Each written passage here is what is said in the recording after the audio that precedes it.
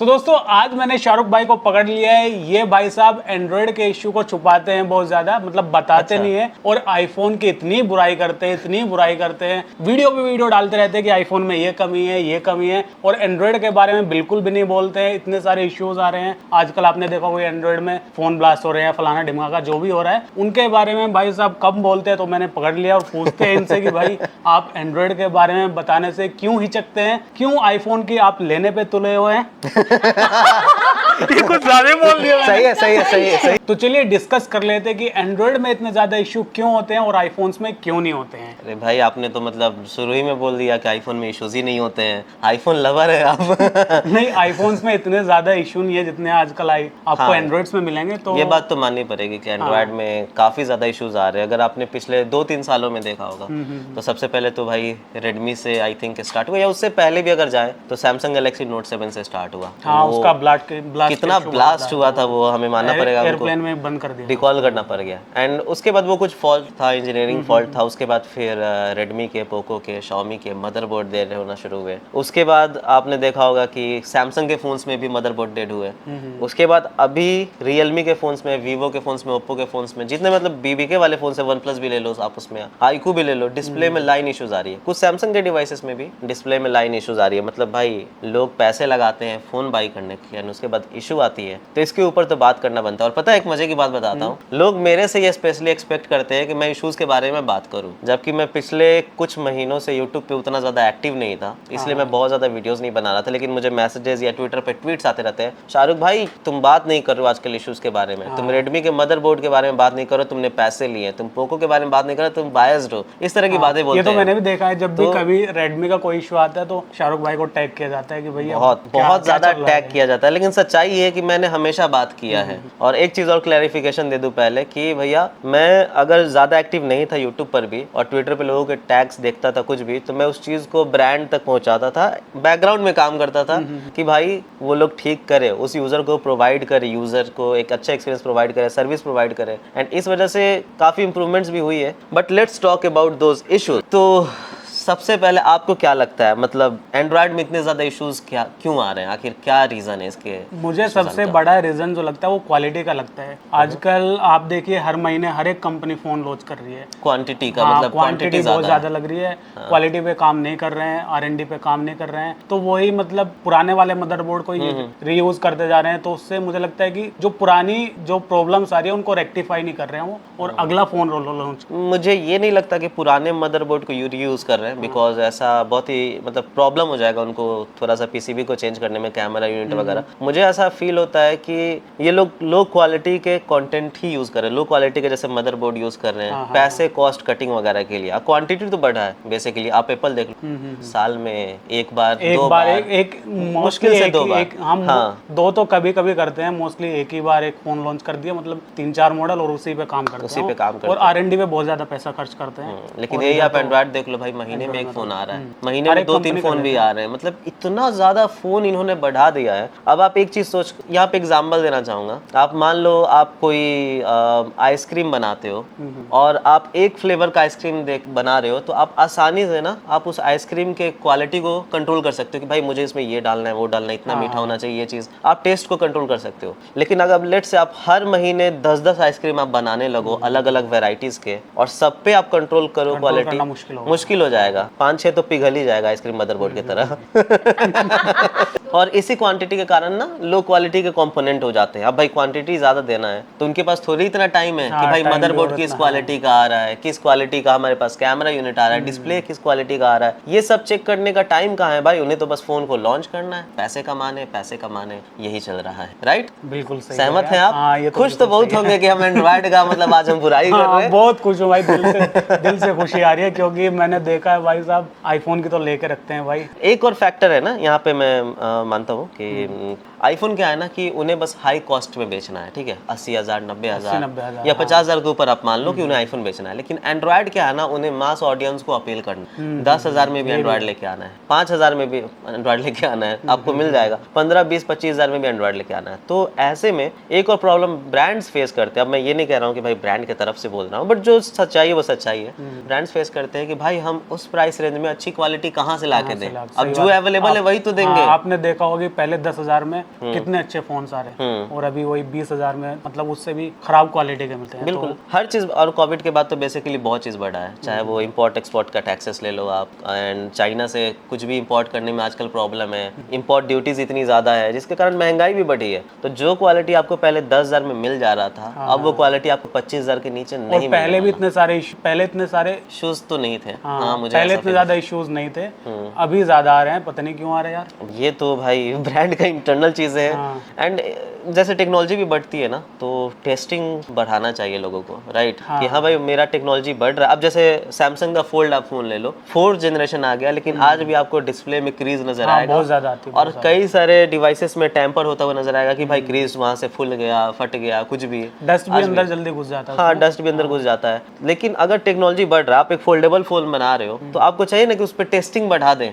आपको और भी ज्यादा बेटर टेस्टिंग करें। लेकिन यही चीज जो आपने बताई फोल्ड के बाद, तो आपने देखोगे एप्पल ने अभी तक फोल्ड लॉन्च नहीं करा। क्यों नहीं लॉन्च करा? क्योंकि वो वक्त लेते हैं, और टेक्नोलॉजी को जब तक मेच्योर नहीं होती, जब तक उन्हें नहीं लगता कि भाई अब मार्केट में लॉन्च करने के लिए रेडी है, तब तक वो लॉन्च नहीं करते। बट एक और चीज़ है ना, जब हम जान जाते हैं ना कि कोई टेक्नोलॉजी आ चुकी है, जैसे हम लोग फोल्डेबल फोन का या रोलेबल डिस्प्ले का 2015-16 से हम लोग ऐड देख रहे थे यूट्यूब पे, तो लगता नहीं यार कब आएगा मार्केट में, कब आएगा। तो क्यूरियोसिटी, उसी क्यूरियोसिटी का तो ये ब्रांड्स लोग इस्तेमाल करते हैं, और आपको एक बीटा प्रोडक्ट ला करके दे देते हैं कि भैया लोग तो बाई करेंगे, उनको क्यूरियोसिटी है, तो फिर वही क्वालिटी आपका घट जाता है। एंड एप्पल ये चीज़ नहीं करता, ये तो तारीफ के लायक है कि एप्पल लालच में नहीं आता। इट्स जस्ट, लालच तो है भाई, बहुत महंगा फोन बेचते हैं, बट ये चीज़ है कि क्वालिटी पे ज्यादा, अपनी R&D पे ज्यादा ध्यान देता है, कोशिश करता है कि फाइनल प्रोडक्ट आपको दे यहाँ पे, ये एप्पल कोशिश हमेशा करता है। तो जैसे एप्पल का हम लोग बात कर रहे हैं ना फाइनल प्रोडक्ट, अब एक एग्जांपल है यहाँ पे एप्पल का VR,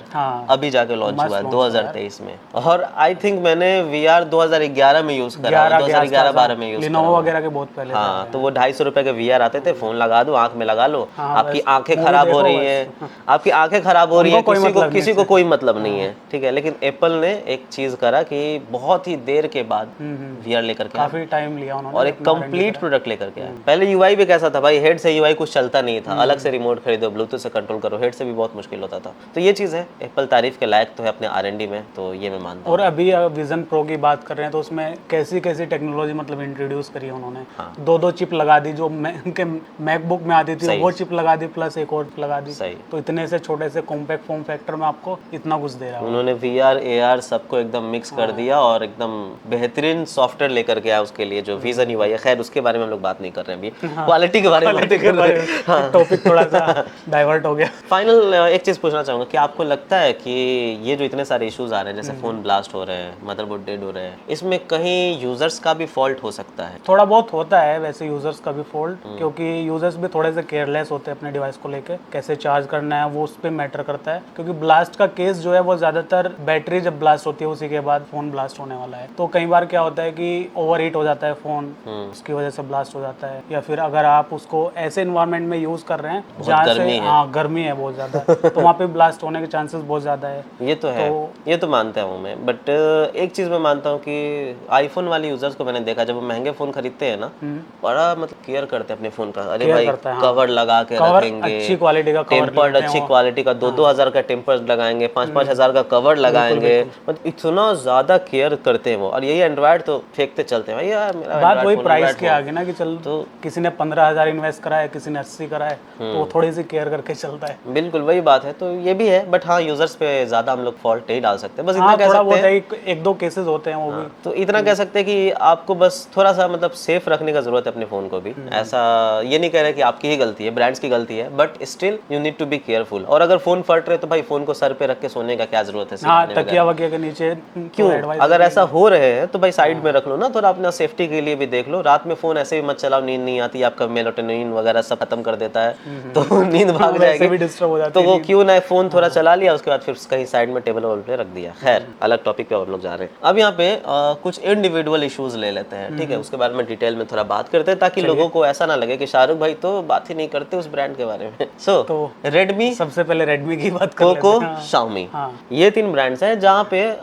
I think motherboard issues बहुत ही ज्यादा है। लाइक अगर हम लोग एंड्रॉयड में बात कर रहे हैं ना इश्यूज का, तो एक चीज मानना पड़ेगा कि रेडमी के इश्यूज बहुत ही ज्यादा हाईलाइट, हाईलाइट भी होते हैं। और मैं कहूंगा कि अगर मार्केट के पूरे इश्यूज को देखे मदरबोर्ड वाले तो 50% सिर्फ इसके ही होंगे, ज्यादा ही होंगे, ज्यादा ही 50% होंगे, से ज्यादा ही होंगे, बिकॉज मदरबोर्ड में ज्यादा इश्यूज रेडमी में भी आए हैं एंड सैमसंग में भी आए हैं, बट वो उतने हाईलाइटेड नहीं हुए। रेडमी में बहुत ज्यादा हाईलाइटेड हुए हैं, क्योंकि वो एक सीरीज था ना मदरबोर्ड का जो कि डेड होता चला गया। जैसे पोको X2 आप ले लो, X2 वाला, वहां से शुरुआत हुआ, उसमें तो बहुत ज्यादा हुआ। एंड उसके बाद फिर Poco X3 pro, Poco X3, Poco के बाद I think Redmi note 10 pro max में आया था, रेडमी नोट 10 प्रो और 10 प्रो मैक्स में आया था। तो ये 4-5 मॉडल्स थे जिनके कारण काफी ज्यादा बदनाम हुआ। और एक और चीज है कि वो एक टाइम फ्रेम पे होता चला गया। लाइक पहले पोको X2 पे आया जो कि 2020-21 में लॉन्च हुआ था, X2 के बाद फिर X3 प्रो पे आया जो कि नेक्स्ट 1 साल बाद लॉन्च हुआ था, X3 के बाद फिर रेडमी नोट 10 प्रो जो कि 1 साल बाद लॉन्च हुआ था। तो 2 साल 2.5 साल से इश्यूज ऐसा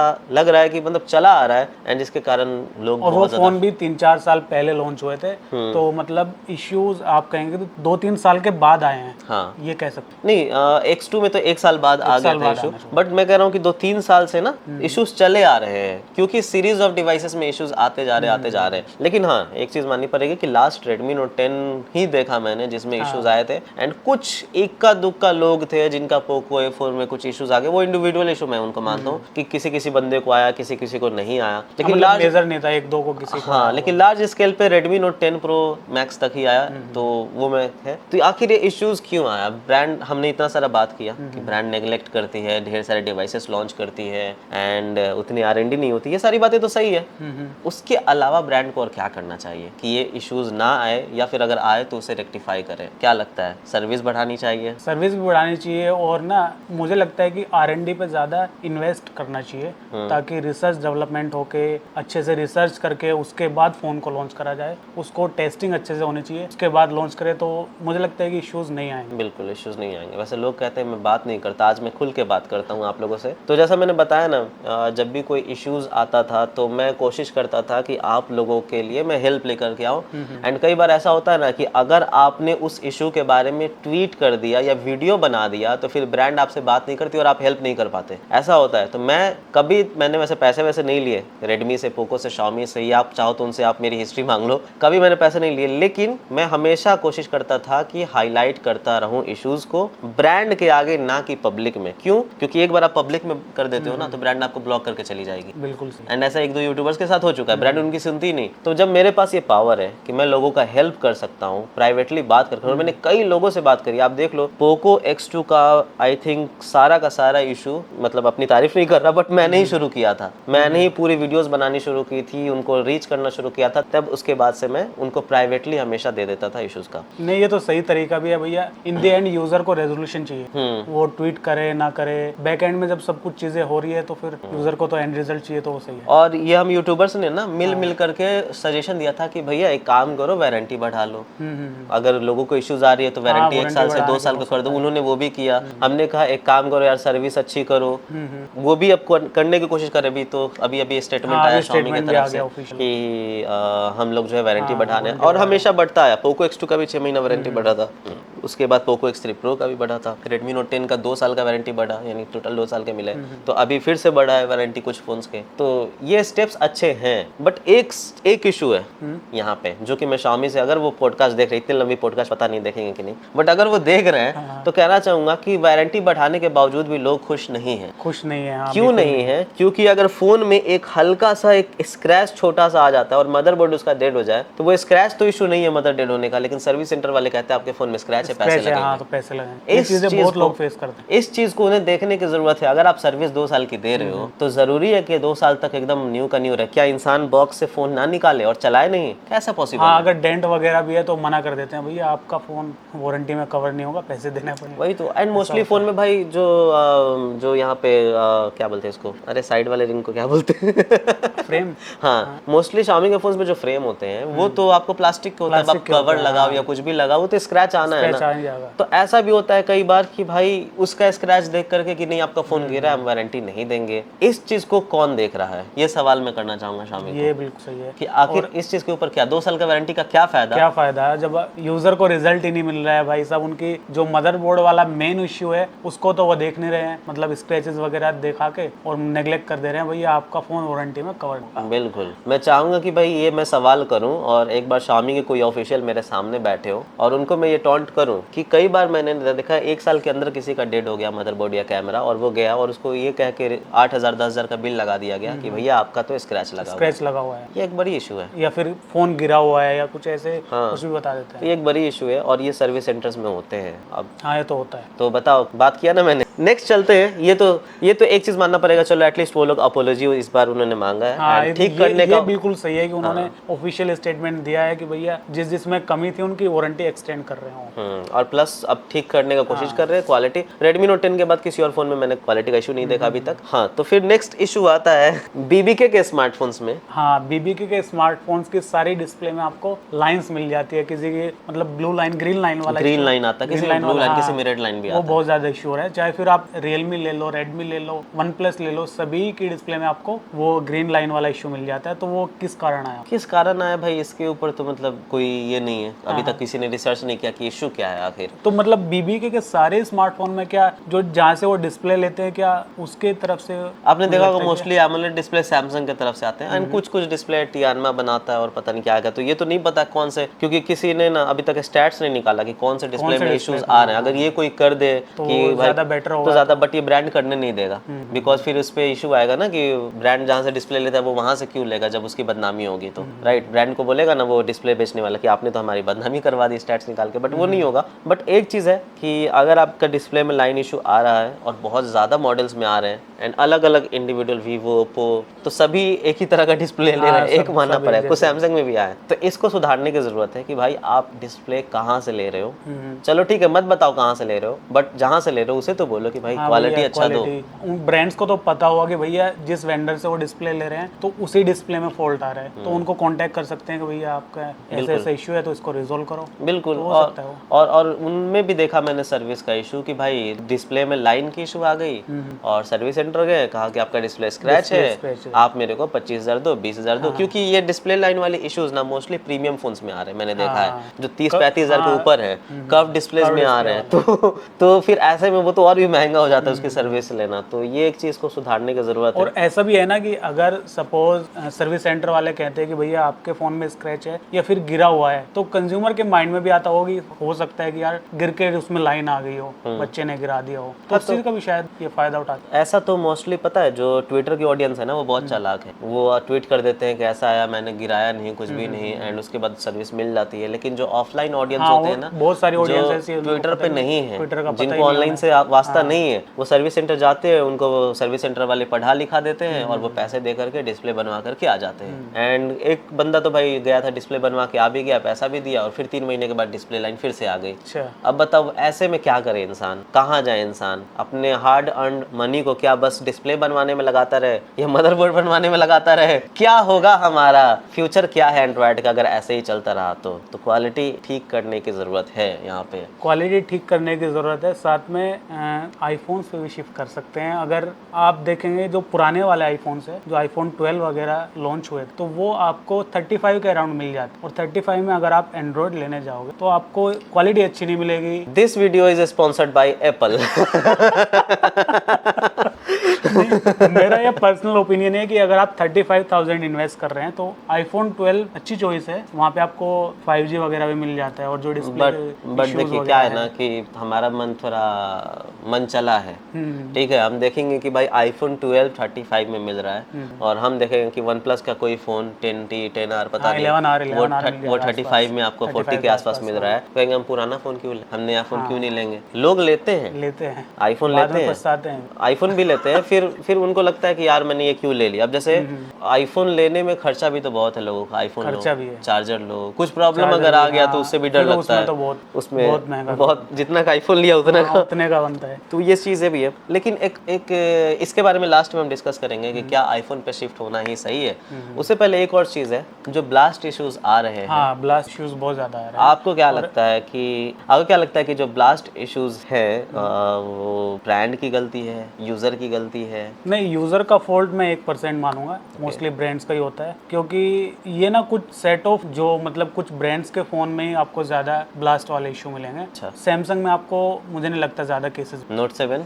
वो तो एक एक्सेप्शन था, वो सैमसंग ने भी मान लिया था कि भैया हमारे फ़ोन में है कमी। उसके बाद से बहुत कम स्मार्टफोन में आपको मिलेंगे। और वीवो वगैरह में भी देखे हैं बहुत सारे केस, और रेडमी के बहुत ज़्यादा आते हैं। और बाकी तो और ब्रांड में बहुत ही मिनिमल जो है, या फिर हो सकता है लोग हाईलाइट ना करते हो, बट जितने भी केसेस सामने आते हैं वो ज़्यादातर रेडमी या फिर वीवो वगैरह के आते हैं। सैमसंग वगैरह के बहुत कम केसेस आपको मिलते हैं। मैं तो वैसे सैमसंग मतलब 1-2 सैमसंग भी देखा है मैंने। हाँ, मतलब कम केसेस कम है, बहुत कम। एंड रेडमी के ज़्यादा देखा है, वीवो, ओप्पो, रियलमी, इन सब के भी मैंने ज़्यादा देखा है। बहुत बीबी के वाले का वन प्लस बीच में नोट 2 बहुत ज़्यादा फटा था। नोट 2 भी बहुत फटा तो एक चीज़ मैं यहाँ पे मानता हूँ, जैसे आपने कहा ना यूज़र का 1% गलती है। अब मैं पता नहीं क्यों, मेरा गट फीलिंग कहता है या कुछ कहता है, मुझे ऐसा फील होता है कि इसमें यूज़र की अच्छी खासी गलती है। अच्छा। क्यों कहता हूँ? क्योंकि जब मैं देखता हूँ ना कि कुछ ऐसे केसेस में देखता हूँ जो 2 साल, 3 साल, 4 साल, 5 साल पुराने फ़ोन फट रहे हैं। मैंने जैसे देखा था कुछ दिनों पहले, या अभी एक केस आया रेडमी नोट 10 प्रो उसका फटा है, जो उसने 2 साल पहले बाई किया था, राइट? तो मेरा एक गट फीलिंग है, हालांकि मैं साइंटिस्ट नहीं हूँ, बट एक जो बैटरी होता है ना, बैटरी में पावर इतना मतलब टाइम के साथ घटता है। अगर आप बैटरी के अंदर आप चार्ज देखो तो वो टाइम के साथ वो कम होता जाता है। उसकी डेंसिटी आप मान लो, या क्या कहते हैं उसको, मैं भूल रहा हूँ। तो वो इतना पावरफुल नहीं रह जाता कि वो फट जाए। हाँ, अगर आप लिथियम आयन बैटरी को छोड़ दो, चार्ज ना करो, तो वो फूल सकता है, लेकिन फटेगा भी तो बहुत ही रेयर केस में फूलने के बाद है। लेकिन अचानक से कुछ लोगों के फट रहे हैं, राइट? मुझे ऐसा फील हो रहा है कि जो नए फोन के केसेस है वो जेन्युइन है। जो नए फोन है, जैसे वन प्लस नोट 2 आया था, उस वक्त मुझे ऐसा फील हुआ था कि बदनाम किया जा रहा है, बट जेन्युइन हो सकता था, बट लोगों ने डिलीट कर भाग गए। वीवो का फोन फट रहा है नया, रियलमी का फोन फट रहा है, तो जो नए फोन से वो जेन्युइन हो सकता है। लेकिन फिर जो पुराने फोन फट रहे हैं 2 साल 3 साल पुराने, वो कैसे पॉसिबल है? आप 2 साल से फोन यूज कर रहे हो, 4, 6, 8 सीजन आपने देख लिया, 2 बार विंटर देख लिया, 2 बार समर देख लिया, उसमें आपने फोन यूज कर लिया, एंड उसके बाद वो फोन का बैटरी का अचानक से मन हुआ, अरे भाई मैं तो 2 साल चल गया, मैं फट जाता हूँ। ऐसा पॉसिबल है क्या? आपने 2 साल तक यूज करा है, चलो ओवरनाइट चार्जिंग भी करा है, बट स्टिल 2 साल कम नहीं होता। 2 साल या 1 साल भी कम नहीं होता आपकी बैटरी को फटने के लिए, बिकॉज शुरुआत में आपकी बैटरी मोस्ट स्ट्रॉन्गर स्टेज में है और बाद में वीक हुआ है, वीक हो जाता है। तो फिर कैसे वो फट सकता है? ये भी मानने वाली बात है। मुझे क्या लगता है, कुछ यूजर्स जब उनके फोन में कुछ प्रॉब्लम आता है, लेट से बैटरी कम हो गई 1 साल के बाद, वो जाते हैं लोकल सर्विस सेंटर नहीं कहेंगे, लोकल शॉप्स, एंड जा करके अपनी बैटरी चेंज करा ली, कोई थर्ड पार्टी बैटरी ले ली, या रियल बैटरी भी लगवाया, तो उसने किस तरह से खोला, किस तरह से नहीं खोला, बैटरी डैमेज कर दिया, कुछ इसके ऊपर कुछ भी क्लियर नहीं है। तो इसलिए मैं मानता हूँ कि पुराने केसेस में मैं यूजर्स का साथ नहीं दे पाता। आपने देखा होगा मोस्टली मैं पुराने केसेस में ट्वीट नहीं करता अगर ब्लास्ट होता है तो। अभी जैसे रेडमी नोट 10 प्रो का ब्लास्ट का आ रहा है, मैं क्या करूँ भाई? कैसे मुझे पता चले कि यूजर ने छेड़छाड़ नहीं की है? नहीं, एक चीज ये भी है ना कि अगर सपोज किसी का बैटरी में इश्यू आ रहा है, 10,000 का फोन था, सर्विस सेंटर में गए तो 2,000 रुपए की बैटरी बता रहा है, तो वो सस्ते में 2,000 रुपए का नहीं करवाएगा, 500 का जाके बनवा लेगा, सस्ते में करवा लेगा। वही बात है। तो वही मैं मानता हूँ कि जो पुराने फोन है ना, उस पर यकीन नहीं करना चाहिए हमें, अगर पुराना फोन फटे। बट हाँ, नया फोन फट रहा है तो कंसर्न की बात, तब ये मेरा ओपिनियन है। बाकी आप तो मानते हैं कि 1% यूजर का ही हाँ, क्योंकि बहुत सारे केसेस देखे हैं कि जेब में पड़ा हुआ है फोन, उसका ब्लास्ट हो गया, पूरा यहाँ से 1-2 केसेस देखे थे, वो मैंने देखा था, वही मैंने देखा था। तो एट द एंड अगर आपका फोन ब्लास्ट होगा तो क्या ब्रांड को बताओगे कि भैया मैंने अपना फोन खोला था और उसमें अभी मैंने गुप्ता जी का देखा? हाँ, उनका ठीक है। अब कंट्रोवर्शियल हो जाएगा थोड़ा सा, बट मैं बात करना चाहता हूँ इस पे क्लियरली, एंड उनसे मैं बात करता था ट्विटर पर, फ्रेंड है मेरे, बट कभी कभी वैसी हरकतें करते हैं कि मुझे बोलना पड़ जाता है। तो गुप्ता जी ने बेसिकली क्या करा था ना, पोको X4 था शायद, वो पोको X4 ही था शायद, तो उसको उन्होंने बेंड टेस्ट, स्क्रैच टेस्ट सब कुछ करा था। ठीक है। अब क्या हुआ, वो उन्होंने ट्रे पे रख दिया, अपना मोबाइल छोड़ दिया, 6 महीने बाद उसकी बैटरी फुल गई। अब वो ट्वीट कर रहे हैं कि भैया आपकी बैटरी तो फुल गई, आप कैसी क्वालिटी दे रहे हो? ब्लास्ट हो जाता तो मेरा 40 लाख का पूरा फोन बर्बाद हो जाता, जितना भी उन्होंने फोन रखा हुआ था। ये उन्होंने करा। भाई मैं पूछना चाहता हूँ, टेस्ट तो आपने करा ना, टेस्ट के साथ साथ सारी मतलब बेंड टेस्ट भी करा, स्क्रैच टेस्ट भी करा, अपनी बैटरी भी खोल के डिसअसेंबली भी करके दिखाया, उसमें एक पिन ही लग गया होगा, कुछ भी हुआ होगा गलती आपसे। वो तो नॉर्मल यूजर करता ही नहीं है, वो तो एक्सेप्शन है कि वो तो उस केसेस में तो फट ही सकता है, क्योंकि अगर आप बैंड कर रहे हो, बैटरी भी साथ में बेंट हो रही है, पहले भी तो उन्होंने कहीं पंक्चर हो सकता है उसमें, तो फिर वो पहले भी उन्होंने एक वीडियो बनाया था जिसमें उनका आग लग गया था, शायद पोको का या रेडमी का फोन था, कि वो खोल रहे थे, आग लग गया था, बैटरी में आग लग गई थी। तो वो स्टिल आप टेम्पर कर रहे हो तो फिर वो होगा। तो इस तरह के केसेस पे मैं यकीन नहीं करता। पुराने फोन्स अगर हो 2 साल 3 साल पुराने 4 साल पुराने, मैं यकीन नहीं करता कि भाई वो ब्रांड की गलती है। नए फोन हो तो मेरा ये टेक है भाई, क्लियर। आप बता सकते हो आगे। तो आखिर इसका सोल्यूशन क्या है, मतलब यूजर को क्या करना चाहिए कि उनका मतलब पैसा जो उन्होंने इतने मेहनत से कमाया वो बचा भी रहे और फोन भी बचा रहे?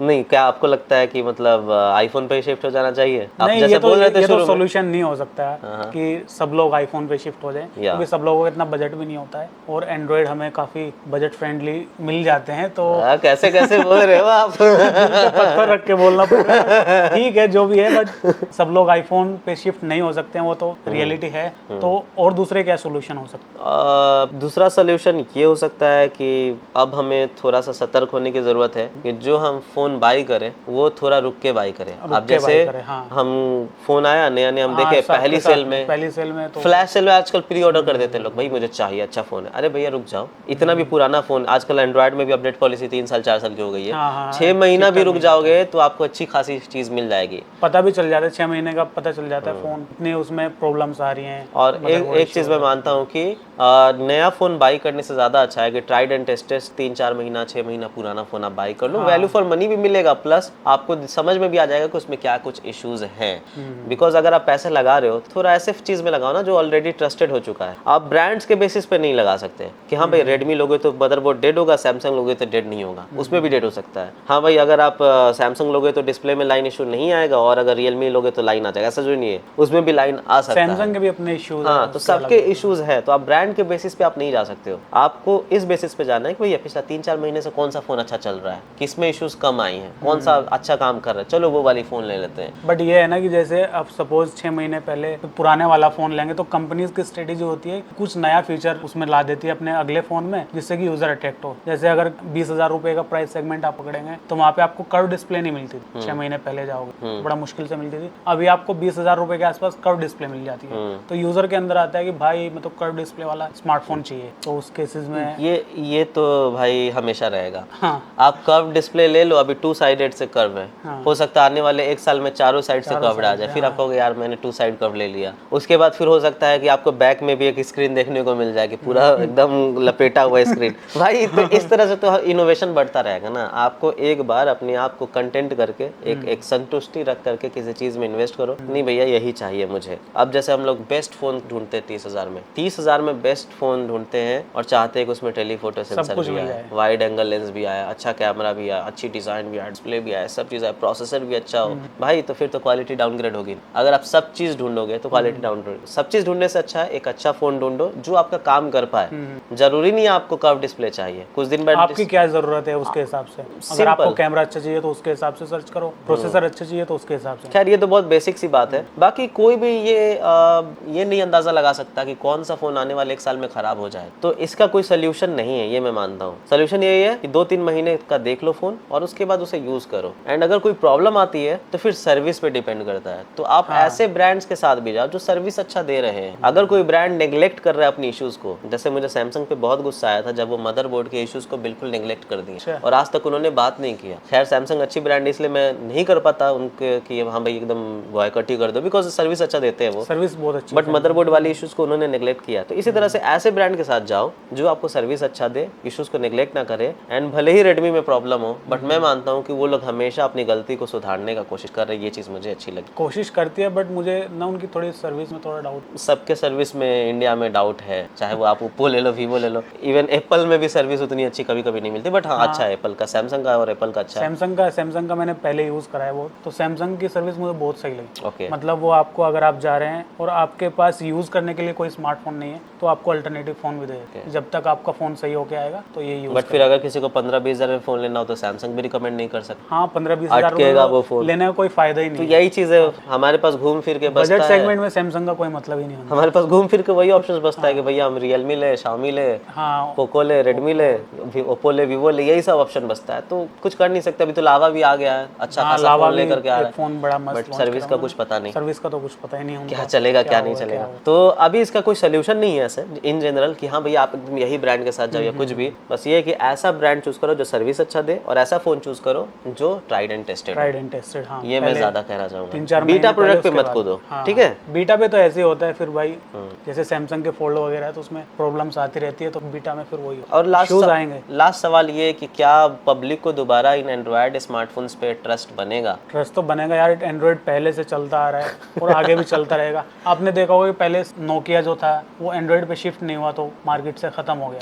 तो सही बात है। एंड्रॉइड का ही ज़माना रहेगा और एंड्रॉइड पे तो ट्रस्ट किया जा सकता है, और हो सकता है कि जो इश्यूज आ रहे हैं आगे टाइम पे वो रेक्टिफाई हो जाए, तो रेक्टिफाई होंगे, लेकिन फिर कुछ नया इश्यूज आएगा। इश्यूज तो आते रहेंगे। पता है, मैं एक चीज मानता हूँ कि टेक्नोलॉजी जितनी बढ़ेगी इश्यूज उतना बढ़ेगा। वो इश्यूज आते रहना है, बस आपको एक बार अपने आप को सुधार लेना है, कंटेंट हो जाना है, संतुष्टि लाना है। अरे चलो थोड़ा बहुत इशू है, इसको नेग्लेक्ट करते हैं, बिकॉज टेक्नोलॉजी बढ़ेगी। छोटे छोटे इश्यूज को लेके बैठेंगे तो फिर वो हर एक स्मार्ट हाँ, छोटे छोटे कुछ ना कुछ मिल ही जाएगा। छोटे छोटे इश्यूज पे तो फिर अब जैसे अपडेट वाली सिचुएशन है ना, मुझे ऐसा लगता है कि अगर कोई ब्रांड एक हर महीने अपडेट नहीं दे पा रहा है, 3 महीने 4 महीने में भी एक अपडेट दे रहा है, मैं मानता हूँ ठीक है, वो एक छोटा इशू है, क्योंकि स्मार्टफोन ही इतने सारे हैं उनके पास, किसको ये कोई छोटा। तो हर एक चीज को आप नहीं देखो, कुछ चीजों को नजरअंदाज करना सीखना होगा, बिकॉज टेक्नोलॉजी ग्रो कर रही है, और जब टेक्नोलॉजी ग्रो करेगी तो भाई इश्यूज तो आएंगे, पेड़ बढ़ेगा तो पत्ते तो झड़ेंगे।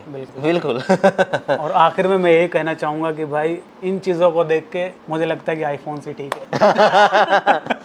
मान गए, आईफोन ठीक है जिनके पास नहीं, एक दो आई थिंक चाइना में एक बार फटा था शायद। हाँ, एक दो मतलब रेयरली एक दो होंगे कहीं, रेयरली फटा, वैसे इतने ज्यादा नहीं आते केसेस। और हीटिंग भी बहुत ज्यादा होती है, ऐसा नहीं है कि हीट नहीं होते हैं, आईफोन्स हीट भी होते हैं, बट ऐसा कोई इशू। बट एक चीज है कि आपको क्वालिटी, मतलब इतना आप प्राइस दे रहे हो तो उस हिसाब से आईफोन की क्वालिटी अच्छी मिल रही है, क्वालिटी भी देते हैं, और 3-4 साल तक अगर आप यूज कर रहे हैं तो कोई दिक्कत आती नहीं है ऐसी कोई मतलब। पर अगर खराब हो गया बाई चांस, डिस्प्ले टूट गई, तो भैया तैयार हो, जितने का आपका फोन लिया था नया उतने ही पैसे खर्च करने पड़ेंगे। एक किडनी में फोन आएगा, दूसरे में उसका रिपेयरिंग होगा। सही बात है। ये है। तो ओवरऑल वक्त देना चाहिए एंड्रॉइड को, एंड यहीं पे अपना पॉडकास्ट को खत्म करते हैं। अच्छा लगा ये पहला एपिसोड आपके साथ पॉडकास्ट, बहुत अच्छा लगा। नेक्स्ट वीडियो आने वाली है। अगर आपके और भी कोई क्वेश्चन है हमारे शाहरुख भाई से तो कमेंट सेक्शन में पूछ सकते हैं। आज हमने इनको बड़ी मुश्किल से पकड़ा है, नेक्स्ट टाइम फिर पकड़ लेंगे। आप अपने क्वेश्चन डाल दीजिए अगर कोई बचे हैं तो गाइज पॉडकास्ट को यहीं पे एंड करते हैं। अब दूसरा एक वीडियो आने वाला है इनके चैनल पे भी, जो हम लोग कुछ और चीजों को डिस्कस किए हैं, वो चेकआउट कर लेना। थैंक यू, बाय बाय, जय हिंद, बाय कर दो। बाय।